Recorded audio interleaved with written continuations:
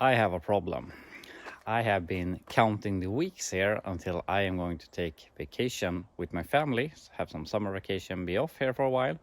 And I realized that we have about 6 weeks left, depending on how you count this week. And I'm not really sure what week I'm going to take vacation, but roughly 5 weeks. And I mean, there's a lot of time to be working, but we also have a lot of free, do you call it free days? In Sweden, we call them red days, which are days that the general public don't work. Of course, grocery stores and hospitals and stuff like that work.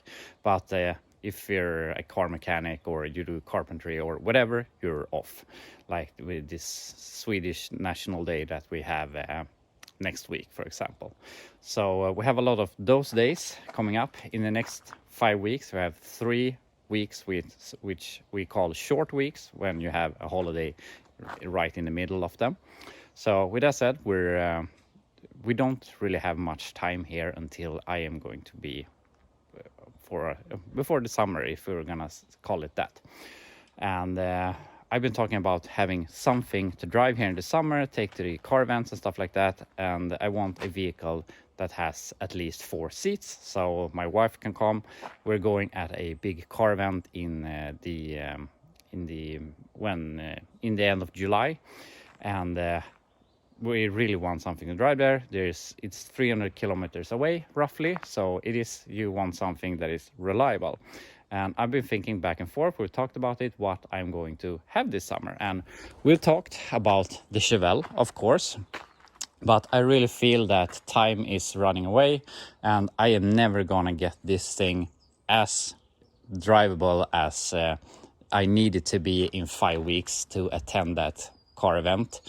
I mean, this thing is running and driving. It starts just fine, but we basically have to do everything. We have just done to the El Camino. We have to go through all the brakes. We have to go all the suspension.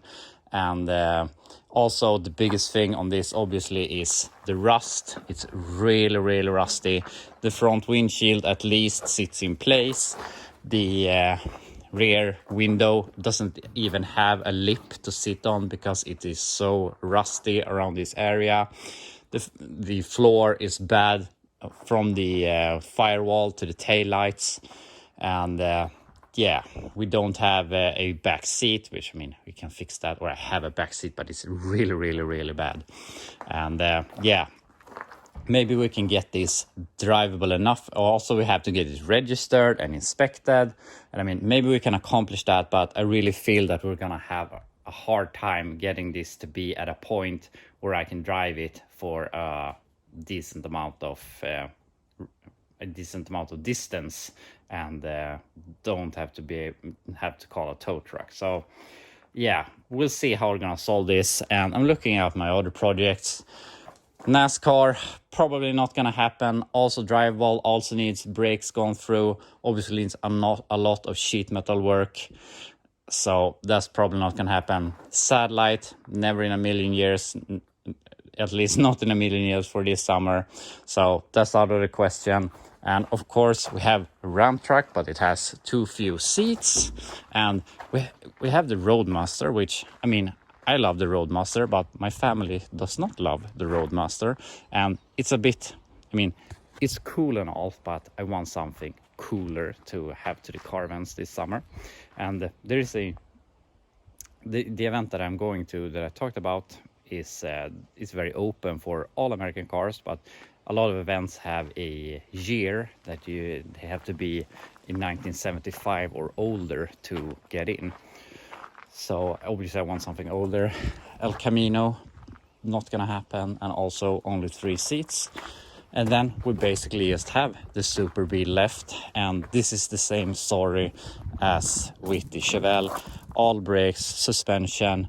We don't know much about the engine besides that it runs. It needs an interior. It needs rust work in the floor, in the trunk, around the rear window. It's a bit better around the roof area than the Chevelle, I gotta say. But besides that, it's basically as bad. So yeah, I really feel that having a summer car, something that we can take to the car events, really slipping out of reality right now. So I mean, I can only blame myself. I have been prioritizing wrong this spring on what I have focused on. I mean, we have done some fun stuff, so I'm not bummed like that, but I really feel that I should have put more effort into the Chevelle so we could be driving that now. But yeah, that's life. And I mean, it's just not that we can drop everything and just work on the Chevelle for our 5 weeks or so, because we have a lot of other things. I want to get the Ram truck inspected. Obviously, I want to get the Roadmaster on the road. We still have at least a day left on the El Camino frame. So yeah, I'm not really sure how I'm gonna solve this, but I guess we'll see. We're gonna fix everything here and we'll get to the Chevelle and we can just do what we can, and maybe we can have it to be at a point where we can use it before I take my vacation. And saying that I'm taking vacation is not that I'm leaving home. I'm still gonna be home. I can do some work in the evenings and stuff like that, but the general work needs to be done in the next 5 weeks. So we'll see what we can accomplish. But anyway, before we do anything else, we need to get this thing out of here. So I'm gonna go ahead, continue where we were yesterday, and then we're gonna get this thing out of the garage. So we're gonna try and finish off the frame here. What I wanna do is I wanna get a roll bar in place. We have to make new fasteners here because they don't work, as you see. And I'm thinking here, I mean, this is not the original and the roll bar because it is very close to the steering here, I realized. And I looked at my Chevelle and it goes like this, but it has more of an arc at this area. So I'm not really sure if this is gonna work. But also I thought maybe we could flip it around, but I'm not sure that will help, but I guess we're gonna try. But yeah, I'm gonna fix that, then I'm gonna fix the brake lines, and then we're gonna take this out of here. After some fiddling, we have 2 new of these, and the bushings fit perfectly. And I also made these little tabs so the bushings wouldn't wander off. So I'm really happy with this. Looks semi-original, in case that's something we want to achieve on this thing. But yeah, I'm gonna go ahead and spray paint these black so that we can put this together here today instead of doing the other black paint I use most of them. But I want to get this together. So I'm gonna paint those, and while that dry, I'm gonna go ahead and start doing the brake lines. I have made some progress here. I have gone ahead and put brake line fittings on all of the ends. So we have fittings all these for the one that goes to the block over there and everywhere. So now we only have to cut them to length and press the fittings, and then we can install everything.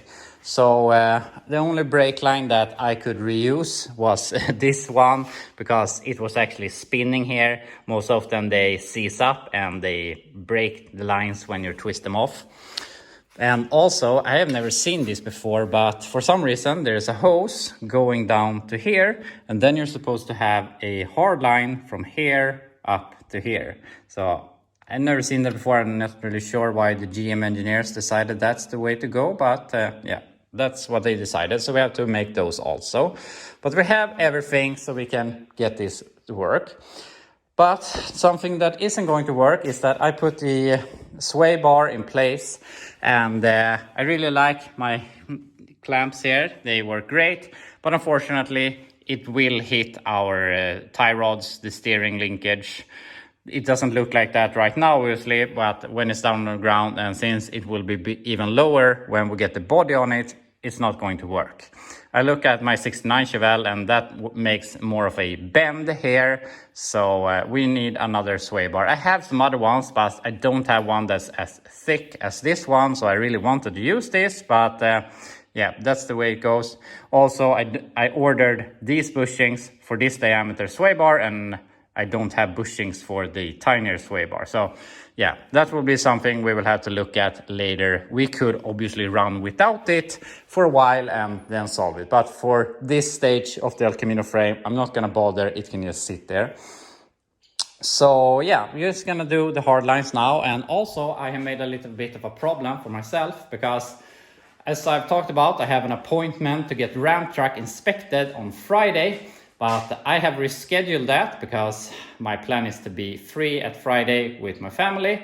So I found a new time that someone had rebooked. So now we have a new time, 7:40 tomorrow morning. We're gonna get the ramp truck inspected. So yeah, we really need to look at that. So we need to do some small stuff. We have to look at that leak. We need to do an engine wash and clean that so we can find the leak. And yeah, there's a bunch of small stuff. I am going to drive there. Maybe we get something, they find something wrong, but that also gives me more time to be able to fix that before I eventually take it on the cruise this Friday. So we'll see. But that's where we are at the moment. So I would like to start working on that right now, but I really just want to finish off the hard lines here so we can shove the El Camino frame out of here, and then we can go ahead and start working on ramp truck. So that's the plan right now. And after a few hours of work, we have all the hard lines done here in the rear axle, rear brakes going to the brake block, and all of the ones here in the front, these small ones. So all of the hard lines are done, and besides we're missing the self-adjuster for the front brakes, the brake system is all done. So that's really great. And I told you earlier, I think it was last week, when this box is empty, the frame is done, and that is the master cylinder, which we're obviously not needing right now. So I'm gonna say it is done. We need to fix the front brakes, but I don't think that we're gonna be able to do much more progress on this before I take vacation. So yeah, I don't have a stress getting that self-adjusting thing, but I'm gonna order it. So for now, the frame is all done. And during the time I did the hard lines, I was thinking to myself, why am I not taking a break, working on ramp truck instead? But I really had set out this goal for myself to finish what I wanted, fix the hard lines, and getting this thing out of here, even though there's no particular reason besides I have set that goal and I want to do something else. So now I have achieved what I want to achieve, and now I can take this out of here. So that's what we're gonna do. I need to clean the garage, which we're not gonna do here today because we only have 2 hours left to work on the ramp truck before we get that, take that to inspection tomorrow. And I'm thinking back and forth with stuff we can do, but I mean, you come to a point where you just have to go there. They can find some faults and then I can fix them, and then we can go there again. So I'm gonna fix some small stuff. We're gonna look at that oil leak. We're gonna pressure wash the engine and try to do what we can, but then I'm just gonna drive it and see what results we get. But first off, I'm gonna get frame out of here, then we can work on ramp truck. Garage is empty for the first time in a long while, and it's always nice to get a project out of here so you can clean up and remove everything. But now the El Camino is out here, and it's really nice to get it out, see some perspective on it, and look at the wheels out here in the sun. I think this is gonna look really, really cool when we get the body on, which unfortunately is some time away. But I mean, there are some improvements we can do here on the frame. For example, I have neglected these. I think these were either they were only on the El Caminos or they were only on the El Caminos and convertibles. The regular Chevelles did not have these. So I had to paint those and put them on. And I mean, there's some stuff we can do, but there's nothing hindering us from putting on the body and the last stuff you can do with the body on. So if we get the body done, we might as well put it on, and then we can do the last stuff when we have when it's on. But speaking of getting the body on, I'm of course really tempted to get the body on, but basically all body mounts or body mount areas are rusted. They're really, really bad. So these ones are shot, the ones in behind the cab are shot, and the ones in the rear are shot. And obviously it would be a lot easier to fix the floor when it's not on the body. So I want to do as much rust repair as possible when it's still like this. And my plan right now is I want to clean up here. I want to take it, put the El Camino body here, and tilt it up onto the tent so that when there is good days like today, we can go out, we can weld, we can do improvements to the Chevelle or the El Camino, and we don't have to have any time stress, and it doesn't have to take up the garage, so that in the meantime, when we're some days working on the El Camino, we can work on the Roadmaster in the garage, we can work on the Alabama Chevelle, we can work on whatever. I really don't want a long project like the body that you can't just drive out if you need to do something, tying up the garage at the moment. So that's my plan right now. So even though we of course have made some great big steps here today, there's quite a while left before we get the body on the frame, which mostly is my own fault because I have too much junk to work with and I want to work with everything at the same time. So yeah, that's my biggest problem in life, I guess. But anyway, for now we're just gonna leave the El Camino. I'm gonna cover it later, but for now I just need to move back ram truck so we can take a look at that and see if we can make any improvements before we get it inspected tomorrow. So I'm gonna start with doing some pressure washing because I feel the oil leak is the most concerning, both for the inspection and for general usage.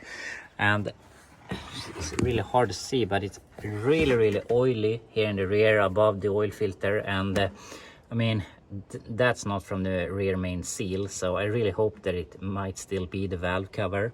So I'm gonna go ahead, clean this and see if we can trace where the oil comes from. I've cleaned the engine and I also just went over the truck just with water. I didn't even soap it or anything, but it looks really cool on this side. I really like the simulators and with the bed that I have achieved. Too bad we have to do it on the other side also, but it looks really good. I'm really happy with it. But now we need to look for this oil leak, and I have cleaned the best I can. So I'm gonna take a rag and just clean a little bit extra. If it's leaking somewhere, it's leaking down in that corner of the valve cover. So I'm gonna do that, then I'm gonna let it run here for a little while, get the oil nice and hot. So hopefully we can start seeing some sort of oil leak or whatever.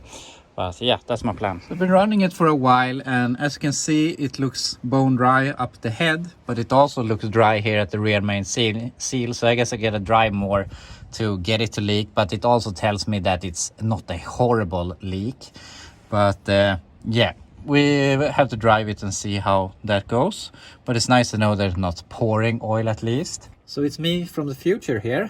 I have ended the video and I went ahead and went and picked up my kids with ramp truck, and so I've driven it for a while, and now it's really oily here, and I think I've found where it leaks, and I think I've done a temporary solution at least. If you look here, it's very oily here on the oil pan, and if you look up here you can see that the valve cover gasket is obviously not the culprit.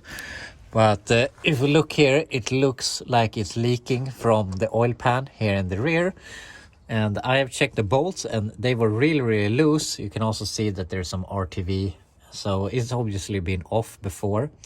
So I have went ahead and tightened all of the bolts to the oil pan. So I don't think that this is going to be 100% sealed, but I think it's going to be significantly better. So hopefully that solves it, at least enough so that we so we won't have an oil leak tomorrow at the inspection.